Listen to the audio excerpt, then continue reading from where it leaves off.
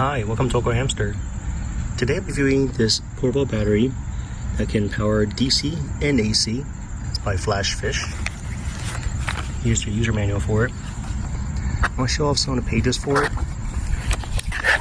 Unlike a lot of the other manuals I've seen in the past, the first instructions are in Japanese. Then the second set is in English. Here's all the ports for it.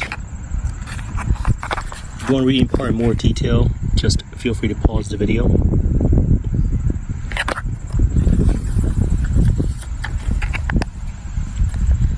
And this can power a wide variety of items. As we see here, there is AC, there is DC, there is USB, DC. And it could be charged by a solar panel. I do have a solar panel, but it didn't work with my cable. So for their DC port, I think that's proprietary. I just haven't got around to buying it from them yet. And here are the specs. This one they rated as 300 watts continuous power. Peak is 350. Pure sine wave. That means that it's good and safe for electronics like my MacBook. What I cannot power with this was my mini fridge, the dorm size ones. When that one kicks, it's more like 500 or 550 watts. That's why I haven't been able to power my mini fridges with most of the portable batteries I have. Here's the LCD display. Once it's turned on, it's AC output. If I press this little silver button on top over here, now the DC is activated. The specs are printed on this side as well. And here's the power for it, the DC input. It did come with a DC power adapter here. Here's the fan, and we have two AC outs with ground. And on the bottom we got nice slip pads on both sides. What I like about this is it's also very easy to carry. It's a retractable little handle over here, metallic. Here's the AC adapter. It is universal. Inputs at 100 to 240 volts, outputs at 15 volt, 4 amps. When I completely drain a battery and I charge it overnight, it's completely charged by the time I wake up. Now, the manual did say that it will fully charge in 6 hours. The car charger will be useful for those long road trips, but for myself, I have not been on one where it's over 6 hours. But still good that they came with one. USB is going to be the standard for quite some time, and I really appreciate that they came with 3 USB ports. Once I press the DC button, you can see the light turned on, my phone's charging, the iPhone, which I'm using to record this with, that's also charging now. Let's press this again, it turns off. Right now I have this powering my portable air compressor, and to inflate my car tire. It came with one secret power adapter for the DC out, even though there's 2 DC outs. It came with one, I can always buy the other one myself. But this is great for emergency situations. My 48-inch Sony Bravia TV is currently plugged into the power bank. If I press the remote, power button, the TV does not turn on. Okay, turn on the power bank. Power bank is on. Now, if I press the remote, the TV lights up.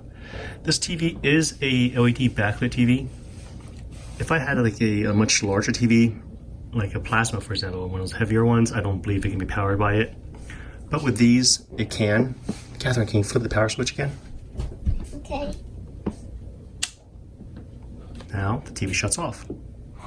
The wind noise you're hearing right now, that's coming from the CPAP machine, which is powered by the FlashFish power bank. I'll show some of the specs for the CPAP machine.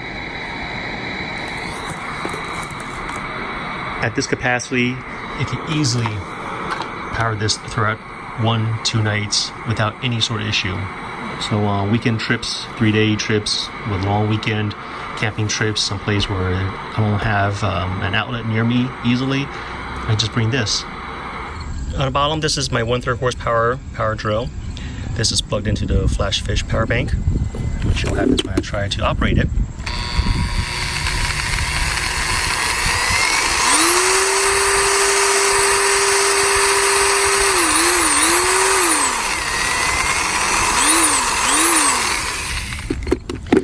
saw that it took some time for it to pick up. If this was plugged into directly to the wall, it would rev up much faster. For the pros and cons, let me first talk about the battery life. For my MacBook Pro, the 2012 model, that one I can power it for at least 8 hours. The same goes for my Hewlett Packard, the EliteBook.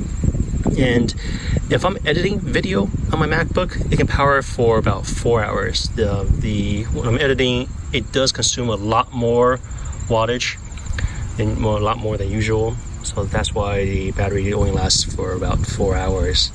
But that's understandable though. The more I use, the sooner this dies out. If I'm just using this to power my USB devices, it lasts for days. The LCD display does a good job telling me how much battery life is left, but outdoors, can't read it. It's too dark. There's a couple ways to charge this. With the provided AC wall adapter, I can charge it in 6 hours. With the provided 12-volt car cigarette power adapter, I can still charge it. It'll take a little bit longer. It did not come with the solar panel, the MC4 adapter. Most of the time I'm using this to power my computers, but still great that this came with 2 AC outputs. If it's dark, one goes to the computer and the other goes to my desk lamp. And as I demonstrated, this can power my variable speed power tool. It's not going to power my saw, it's not going to power my mini fridge. Overall, I like this item. Good price point. It's about $108 off Amazon, and I would recommend it. Well, thanks for watching this video. If you guys have any questions, comments, suggestions, feel free to contact me. Thanks for watching AwkwardHamster. Bye.